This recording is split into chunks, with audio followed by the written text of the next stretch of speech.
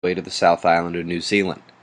The controlling pressure in Europe is about to crest onto Spain. Leading east edge will bring the first line of storms. How about this for a temperature differential? The Genesis is a power low that is synergistic with a low to the north of it, combining to pull Gulf moisture way up there and drive way northern colder air south at the western edge. That's how you get those temperature shifts, the storms where they meet, and, in the case of cold, major snowfall. More global weather at the end of the video. The sunspot situation is just the big boring guy down south and this twisting, morphing, magnetic mess up north that refuses to fire any solar flares. Talk about squandering your talents. Look at this polarity mashed together at the left side umbral groups.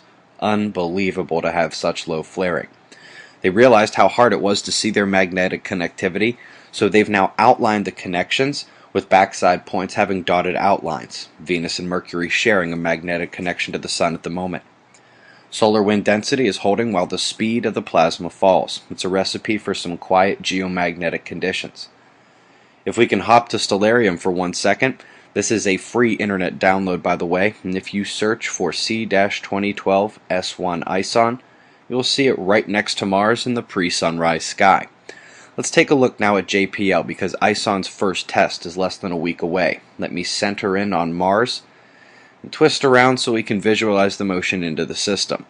Now from Saturday night through the beginning of October, ISON will encounter Mars near directly over the North Pole. NASA's JPL and indeed all orbital diagrams relied upon do not factor planetary encounter circumstances, so it'll be interesting to see what changes by this time next week. Could be nothing, but if it discharges, it's everything. Anyway, not like we don't have coronal hole power to keep track of right now. The Earth-facing opening looks like this, top left. Now, let's go back to the morning after the Pakistan quake. The power had faded, and we called it that way, but within 2 hours of reporting that news, the power returned. It is lasting still, now on a slight decline. We took a 7-pointer in Peru, and a 6-pointer much later in Mexico that was downgraded recently to 5.7. Also worthwhile to notice the unusual North Atlantic rumbling. Remember, this is close to the ancient mantle plume earthquake hotspot. Coronal holes are still Earth-facing, and there's still moderate coronal hole power. The sunspot has the recipe for flares, and the Earth-facing filaments need to hang on for dear life. Shots of our star and our weather to close. Eyes open. No fear. It's 6:45 a.m. Eastern Time, and that's the news. Be safe, everyone.